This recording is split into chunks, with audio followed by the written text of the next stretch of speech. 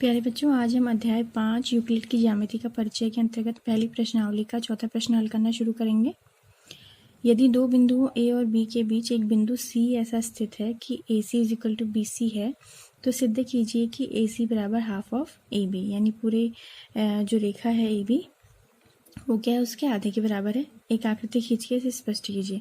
तो यहाँ पर हमने एक रेखा खींची है AB रेखाखंड, जिसका हमने मध्य बिंदु दिखाया है यहाँ पे C, क्योंकि आपको ऐसे दिया है कि A और B के बीच में जो है C स्थित है। इस प्रकार स्थित है कि AC और BC जो है आपस में बराबर है, ठीक उन्हें दो भागों में विभाजित कर रहा है। तो हमें ये सिद्ध करना है कि ये जो AC है, यहाँ से यहाँ तक का रेखाखंड, वो पूरे रेखाखंड का क्या है, आधा भाग है। ठीक, तो जब आपको कोई चीज़ सिद्ध करनी होती है तो उसे लिखने का तरीका, सबसे पहले आप लिखेंगे दिया है, तो प्रश्न में आपको दिया है पहला पॉइंट कि AC जो है BC के बराबर है, और दूसरा पॉइंट दिया है कि बिंदु C दो बिंदुओं A और B के बीच में स्थित है या मध्य में स्थित है। उसके बाद अगला आता है आपका हेडिंग सिद्ध करना है। तो सिद्ध करना है में आपको क्या सिद्ध करना है कि AC बराबर हाफ ऑफ AB। ठीक, अब जो तीसरी हेडिंग आएगी उसको हम प्रूफ कहते हैं इंग्लिश में, या हिंदी में हम उसे कहते हैं उपपत्ति। तो हम कैसे इसे प्रूफ करेंगे, तो उसके लिए हम लिखेंगे चूंकि या दिया है, जो भी लिखना चाहें आप, AC इक्वल टू BC। ठीक है, फिर आप लिखेंगे दोनों पक्षों में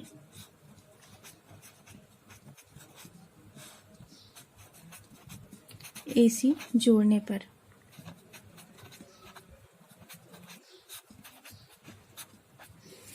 तो AC में AC जोड़ा हमने इस साइड भी, और उधर BC में भी हमने क्या जोड़ा, AC जोड़ा। तो ये AC और AC क्या हो गया, 2AC हो गया। और इधर आप देखेंगे BC प्लस AC लिखा है, B से C और C से A, या A से C, इन दोनों का जो मान है वो हमने AB लिख दिया। क्यों लिख दिया हमने, क्योंकि AC जो लंबाई है और BC जो लंबाई, इन दोनों को लंबाइयों को जब आप रखेंगे तो ये पूरी AC लाइन, AB लाइन को क्या कर लेगी, ढक लेगी। संपाती लाइनें जो होती हैं वो आपस में बराबर होती हैं। आपने पढ़ा है, यूक्लिड ने कहा था कि जो वस्तु आपस में संपाती होती हैं वो क्या होती है, बराबर होती हैं।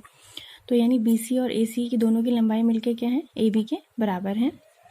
तो अगर हम यहाँ से ये जो 2 है आपका, इसको यहाँ ले ले, पक्षांतर कर ले, तो हमें क्या प्राप्त होगा, AC equal to half of AB।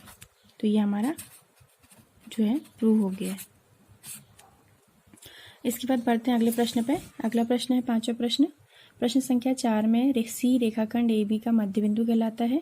सिद्ध कीजिए कि एक रेखाखंड का केवल एक ही मध्य बिंदु हो सकता है।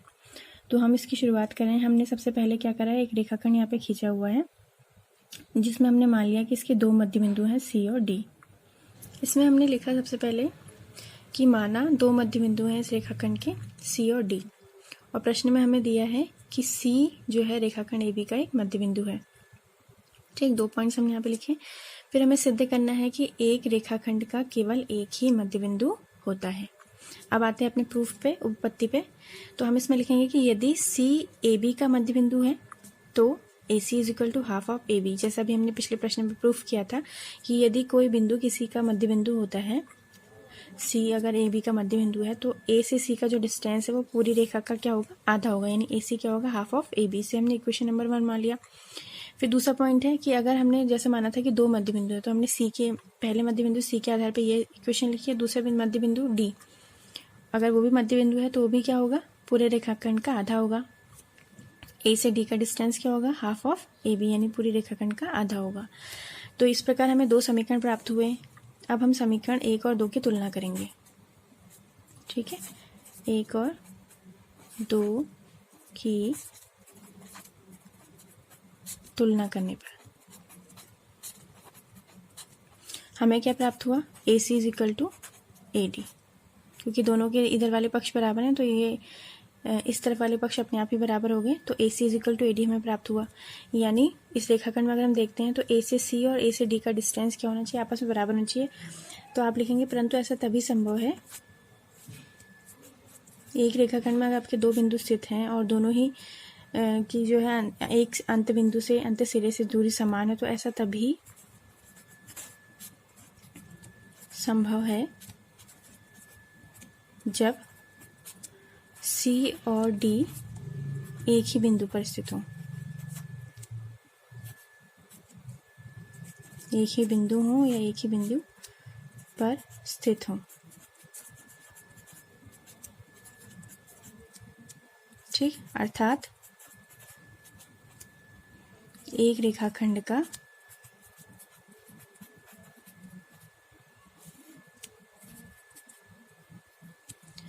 केवल एक ही मध्य बिंदु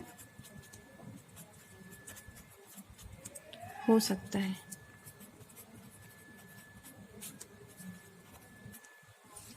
तो हमने इस वीडियो में प्रश्नावली 5.1 के प्रश्न संख्या 4 और 5 को हल करना सीखा। उम्मीद है आपको जो ये प्रूफ हैं जो सिद्ध किया हमने यहाँ पे ये समझ में आए होंगे। मिलते हैं अगले वीडियो में।